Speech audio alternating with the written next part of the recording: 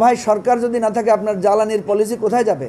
দল কত বড়, দল কত ছোট, এটা গুরুত্বপূর্ণ না। হ্যাঁ, এটা গুরুত্বপূর্ণ কোনো কোনো ক্ষেত্রে, ভোটের ক্ষেত্রে, সমর্থনের ক্ষেত্রে, কিন্তু আপনাকে বিচার করতে হবে কার কথাটা কতটুকু যৌক্তিক, কার কথাটা কতটুকু যুক্তিপূর্ণ এবং আপনার বিবেকসম্মত।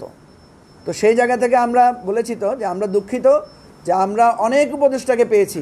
আমি আজকে বলছি আপনাদের সামনে যে একজন উপদেষ্টা ধরেন উনি অর্থ মন্ত্রণালয়ের দায়িত্বে আছেন, ওনাকে গিয়ে আপনি যখন কোনো রাজনৈতিক সংকটের কথা বলবেন উনি বলছেন না এটা আমি চিন্তা করছি না, আমি বাংলাদেশের অর্থ ব্যবস্থা নিয়ে চিন্তা করছি। একজন আছেন জ্বালানি নিয়ে চিন্তা করছেন। তো ভাই সরকার যদি না থাকে আপনার জ্বালানির পলিসি কোথায় যাবে? আজকে যদি এই সরকার না থাকে, বন্দর নিয়ে যারা ভাবছেন, বিনিয়োগ নিয়ে যারা ভাবছেন, আপনাদের এই সমস্ত ক্রিয়েটিভ জিনিস তো ধুলায় মিশে যাবে। সেজন্য আমরা বলেছি আপনারা ওগুলোকে গুরুত্ব দেন।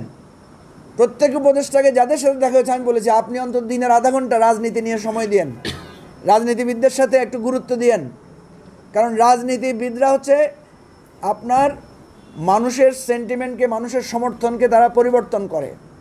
আপনি তো ভাবছেন আপনি ব্যাংক ঠিক করে ফেলতেছেন, আপনি অর্থনীতি দাঁড় করায় ফেলতেছেন, কিন্তু সেটা যদি জনগণের কাছে ট্রান্সফরমেশন পলিটিক্যাল পার্টিগুলোর দ্বারা না হয় তাহলে কিভাবে হবে? এই যে আপনারা বন্দর নিয়ে অনেক ভালো পরিকল্পনা করেছেন, কিন্তু রাজনৈতিক দলগুলো যখন বলছে যে আপনারা বন্দর বিদেশিদের কাছে তুলে দিচ্ছেন, তাহলে তো সাথে সাথে তো আপনারা প্রশ্নবিদ্ধ হয়ে যাচ্ছেন। তাহলে এটা ভালো হতো না যে আপনারা আগেই রাজনৈতিক দলগুলোর সাথে আলাপ করে তারপরে যখন আপনারা বলতেন, এখন তো আপনারা বলতে পারতেন যে রাজনৈতিক দলগুলোর আমরা সহযোগিতা চেয়েছি, ওনাদেরকে বুঝিয়েছি, কিন্তু ওনারা তারপরেও এটা রাজনৈতিকভাবে আমাদের বিরোধিতা করছে। এই জায়গাটায় আমরা দেখেছি বেশিরভাগ উপদেষ্টা এখানে আমি বলবো যে দায়িত্ব জ্ঞানহীনতার পরিচয় দিয়েছেন, বিবেকহীনতার পরিচয় দিয়েছেন, এবং ওনারা কেউ কেউ মনে করেছেন যে ওনারা চিরদিনের জন্য ক্ষমতায় বসে গেছেন। ক্ষমতায় বসে ওনারা মনে করেছেন যে আমরা তো ভাই আপনাদেরকে চিনি, আপনাদের নাম তো আমরাই প্রস্তাব করেছি, আপনাদের সাথে তো আমরাই বিভিন্ন ধরনের কার্যকলাপে যুক্ত ছিলাম, আপনাদের এখন ফোন ধরার সময় হয় না, আপনারা অস্থিরতার মধ্যে থাকেন। কিসের নিয়ে আপনাদের অস্থিরতা?